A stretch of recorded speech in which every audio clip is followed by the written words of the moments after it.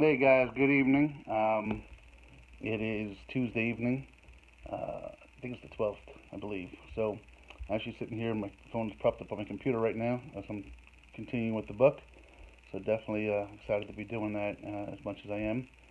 A few things I want to touch on tonight, though, if I could. I got to be careful. Maybe I have to be careful with one of the way I say some things. Anyway, my mom, who's 83, she's up in a hospital. I keep wrestling with getting up to see her because every time I call her, she says, I'll be up tomorrow. She got some fluid they're draining, and then she's still in there for 3, 4 days now. So it's like I feel like a terrible son for not being up there. But my brother and her say, no, everything's fine, and she'll be out any day. So I guess I'm waiting for that to bring the kids up. So something I'm wrestling with. Two things, three things quickly. So just sitting here as I'm writing at ESPN on the background. Some of the most incredible things I'd ever seen today in a video.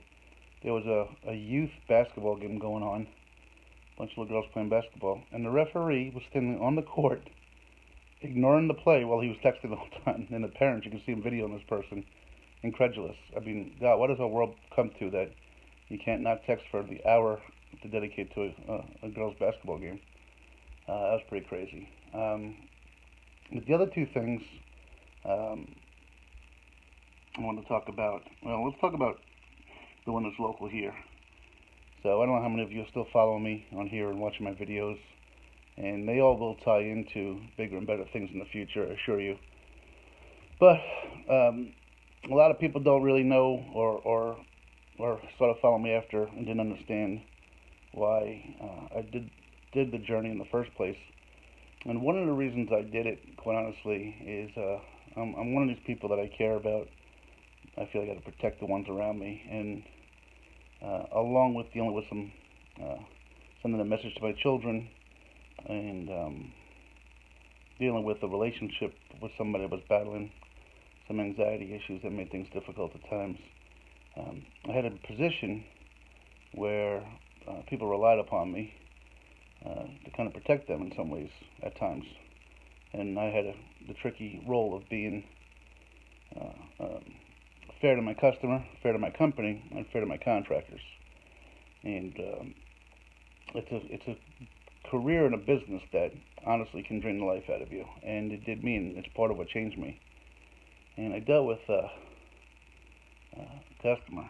That, if you objected to anything, um, it seemed to be viewed as being cantankerous or antagonistic in some way. So we've had a lot of snow up here in Central PA the last few weeks. So, and just so you guys know, my business is I run a 3PL, stands for third party logistics, for home delivery. Um, Previously was furniture, and currently is furniture. But I have contractors that come in and have to go out and deliver this furniture. They come and load up their trucks, come into your homes and deliver furniture. And one of the biggest challenges we always had was you had inclement weather days. Now, since I returned from the journey, I was hired on by a different 3PL and a different furniture company. And I don't have any problem telling you that my customer is Bob's Discount Furniture. He just got back from a week up at their corporate office. And I want to give a shout out to them because the way their employees feel about them, the way they handle their business is just phenomenal. And too few in this day and age do people really feel respected and liked and appreciated in their jobs. And everybody up at the corporate office, to the person, I met 100 people, felt that way. So they're doing something right. They're also the fastest growing furniture company in the country. So again, they're doing something right. But I look at that and conversely to the company I used to represent. So, and the reason I bring it up is for example, when we had inclement weather days, um, the furniture stores, they want their furniture delivered, but there's that balance between what price, what are you risking in terms of somebody's health, maybe life, by putting them out there in haphazard situations. If a truck gets stuck and slides off a road, um, it's the trucker that has to pay the bill to get towed out. and pulled out. If that trucker slips and slips on some snow or ice and drops a dresser on his foot or strains his back, it's him that's out of work. To Bob's Discount Furniture's credit, looking at the forecast the last several days, they called off deliveries today, which was the sensible and practical thing to do. But the reason I say that is I have some friends that I still care about that work for a competing furniture company. I won't say the name out of respect, just say it rhymes with Smashley Furniture. But anyway, that company put the drivers out on the road today. And this is one of the things that made me want to just, I kind of got lost and said, what am I doing? I had to look in the mirror. What am I doing representing folks that have so little regard for other people's lives? And some of the customers, a lot of customers on days like this are understanding. But there's always that one or two, believe it or not, that sit there and go like, no, I want my sofa today. I don't care who has to sacrifice for it. I want my, It's amazing that this is the society that we live in. Something that there are people that are like that. I dealt with them, I know. But today, after some debate this morning, apparently, one of my old friends, my old team, went on the road, and within 20 minutes of being on the road, a car slid into them, damaging their truck. None of the deliveries happened, and they ended up shooting themselves in the foot because you just did twice the work for nothing. And but my family, my kids see it, and they know. They saw me going in early this morning to get things done with the snow. Business, big business, sometimes, just doesn't care about the person or the employee or the contractor. And I find the hypocrisy of when people say, hey, we're all in this together, and in fact they're only in it, when and this is across the board in many, many facets, in personal lives, personal relationships, ball clubs, people say we're in this together, but really not in it together. And again, my heart goes out to this guy today that really didn't have much of a say. They tell him he's an independent contractor and he can run his own business, but in theory he couldn't, and now he's got a truck that's banged up and an insurance claim on his hands because of essentially a poor decision over what, over some furniture, And I'm glad that he's able to go home to his little girl, and so is his partner. But that's kind of, so when you guys are out there and dealing with this weather, and maybe that next person, just bear in mind that there are people behind those deliveries and things like that. I have great respect for those guys. So, and I credit, Bob's Furniture for telling us, hey, we're not going to risk your guys. We'll figure it out, and that was the right thing to do. Hindsight, one of the things on the journey that I had really gotten into a little bit was watching documentaries. There'd be nights where I'd pop on my Netflix on my phone and watch these documentaries, and I just saw one this past weekend. It was really a pretty different take to it, but I believe if you get a chance to watch, it's called Three Identical Strangers, and there are just two things about the story that is kind of one I thought was so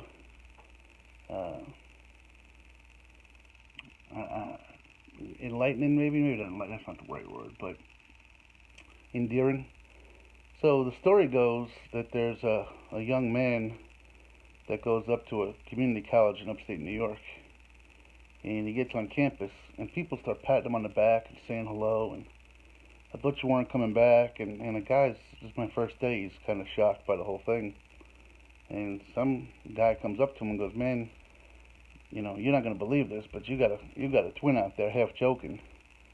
And he asked him his birth date and if he was adopted, and it turns out he calls this other guy, and they find out he actually does have an identical twin that he never knew about, living about 20 miles apart from each other. And as the story goes, that gets publicized in the paper, and the newspaper covers it. A third person goes, this guy looks just like me, and turns out to be a triplet. One of the things I thought was so refreshing, and I tie it into the journey in this respect. When I was walking across the country, I just wrote in yesterday's chapter about a circumstance that didn't go over so well. Somebody was essentially rude to me in the sense that they were just ignoring me, just another fellow human being.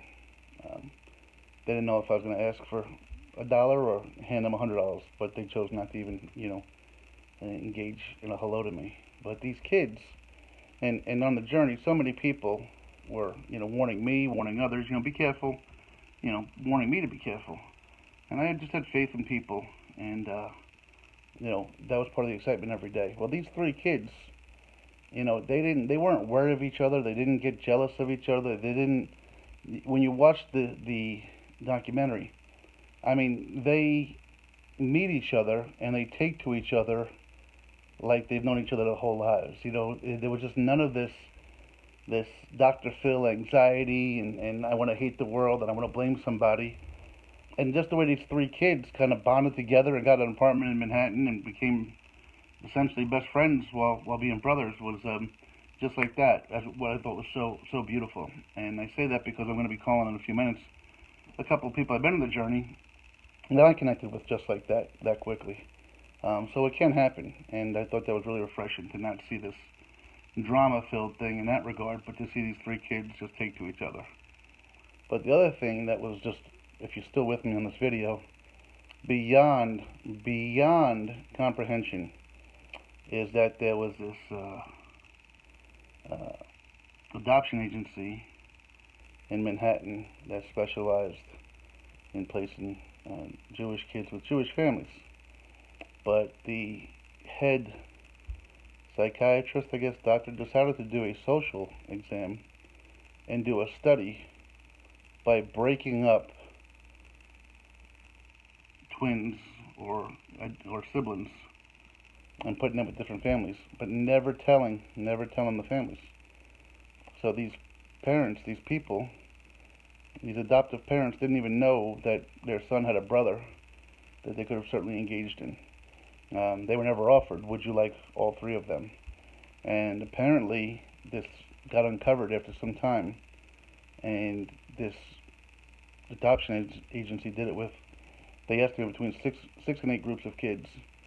And it's just mind-boggling to think how other people can play, I don't want to say God, but play and control and dictate your life. How dare they have the audacity to decide that these kids didn't need to know they had a brother and a sibling. In that way, it was heart-wrenching. And it also gets you kind of riled, because like I said, the audacity of these people to say, hey, we're going to be groundbreaking, social experiments, and we're going to get New England Journal of Medicine or whatever, and we're going to do the study, and wow, can you believe that? Anyway, so guys, thanks. I'm going to be writing a book here in a short while, as soon as I hang up this phone. Hope my mom gets better. Hope you guys are all doing well out there and staying safe in the cold and throughout the Midwest. Much love to you all. And like I said, Three Identical Strangers is a great documentary. And bear in mind, guys, I do appreciate and respect the guys that I work with that get out there to bring you your furniture, your appliances, your whatever that you may order.